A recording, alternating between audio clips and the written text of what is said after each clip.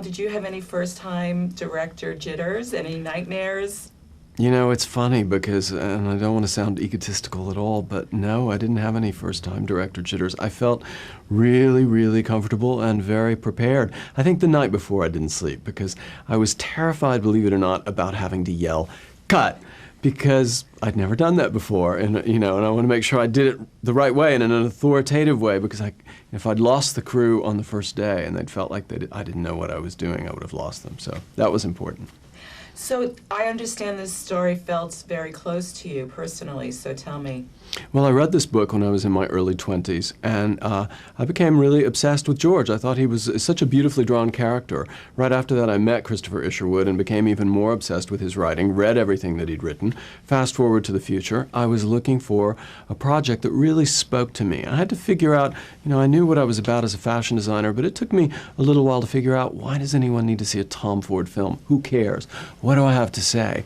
And one day I was driving to my office. I realized I was thinking about George, the character in A Single Man. I picked up the book again, and reading it from Midlife, it was an entirely different thing, because it's about a guy who can't see his future. And it spoke to me. It's a very spiritual book.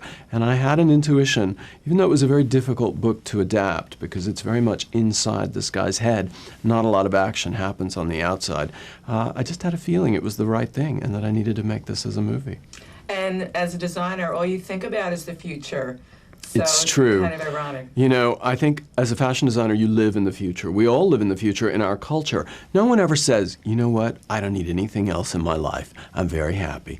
We think, oh, I need that new pair of shoes. I'm going to be really happy. When I get that girlfriend, I'm going to be really happy. When we have kids, we're going to be really happy. When we buy that new house, we're going to be happy. When we get that job, we're going to be happy. But really, those things continue until the day you drop dead, and you never get to the end of them, and you're never satisfied. So we need to sort of stop and say, this is the way life is.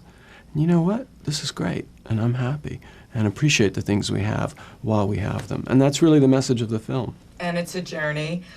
Did you have a midlife spirituality crisis? Oh, absolutely.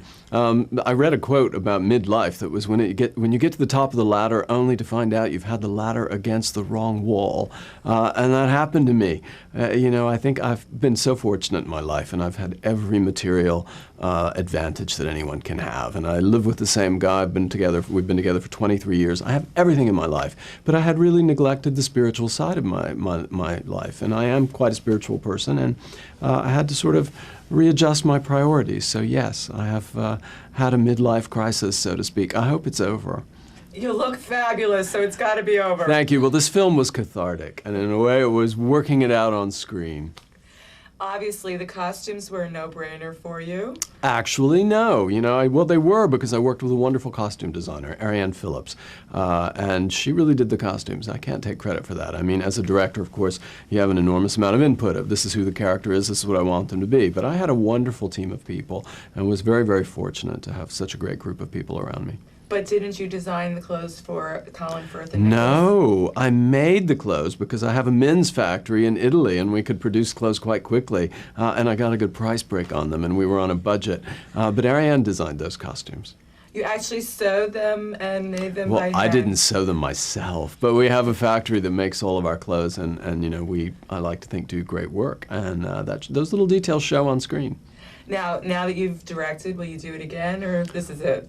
Oh no, this is certainly not it. I don't know, unless I die tomorrow in a plane crash. I hope not. No, you have to always think about those things. You know, it's that knowing that there's an end that also makes you appreciate every moment you're living. So no, I loved this. It was the most fun I've ever had in my life. I can't wait to do the next one.